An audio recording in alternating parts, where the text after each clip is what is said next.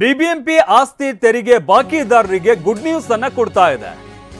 One time ಸೆಟಲ್ಮೆಂಟ್ಗೆ ಅವಕಾಶವನ್ನ ವಿಸ್ತರಣೆ ಮಾಡಲಾಗಿದೆ. ಸೆಪ್ಟೆಂಬರ್ 30ರ ತನಕ ಓಟಿಎಸ್ ಮೂಲಕ ತೆರಿಗೆ ಪಾವತಿಗೆ ಸಮಯವನ್ನ ನಿಗದಿಪಡಿಸಲಾಗಿದೆ. ವಿಸ್ತರಣೆ ಮಾಡಲಾಗಿದೆ ಸಮಯವನ್ನ. ಅಧಿಕೃತ ಆದೇಶ ಹೊರಡಿಸಿದ ಸರ್ಕಾರ ಹಾಗೂ ಪಾಲಿಕೆ. ಈ ಹಿಂದೆ ಜುಲೈ 31ರ ತನಕ ಮಾತ್ರ ಡೆಡ್ಲೈನ್ ನೀಡಲಾಗಿತ್ತು. ಆದರೆ ಈಗ ಮತ್ತೆ ಆ ಒಂದು ಅವಧಿಯನ್ನ ವಿಸ್ತರಣೆ ಮಾಡಲಾಗಿದೆ.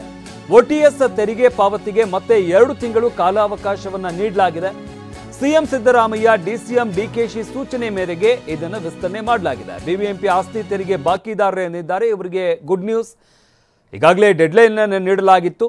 ಆದರೆ ಆ ಡೆಡ್ಲೈನ್ ಇದ್ರೂ ಕೂಡ ಇನ್ನೂ ಯಾರು ಕಟ್ಟಿಲ್ಲ ಅಥವಾ ಟೈಮ್ ಆಗೋಯ್ತು ಅಂತ ಯಾರು ಟೆನ್ಷನಲ್ಲಿದ್ದಾರೆ ಅವರಿಗೆ ಒಂದು ಗುಡ್ ನ್ಯೂಸ್ ಅನ್ನು ಬಿಬಿಎಂಪಿ ಕೊಡ್ತಾ ಇದೆ.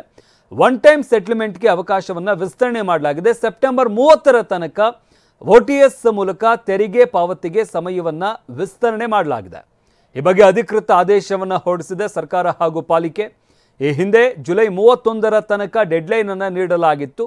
ಆದರೆ ಈಗ 2 ತಿಂಗಳು ಮತ್ತೆ ಸಮಯವನ್ನು ವಿಸ್ತರಣೆ ಮಾಡಲಾಗಿದೆ. ಓಟಿಎಸ್ ತೆರಿಗೆ ಪಾವತಿಗೆ ಮತ್ತೆ 2 ತಿಂಗಳುಗಳ ಕಾಲಾವಕಾಶವನ್ನು ನೀಡಲಾಗಿದೆ. ಸಿಎಂ ಸಿದ್ದರಾಮಯ್ಯ ಹಾಗೆ ಡಿಸಿಎಂ ಡಿಕೆ ಶಿವಕುಮಾರ್ ಸೂಚನೆಯಂತೆ ವಿಸ್ತರಣೆಯನ್ನು ಮಾಡಲಾಗಿದೆ.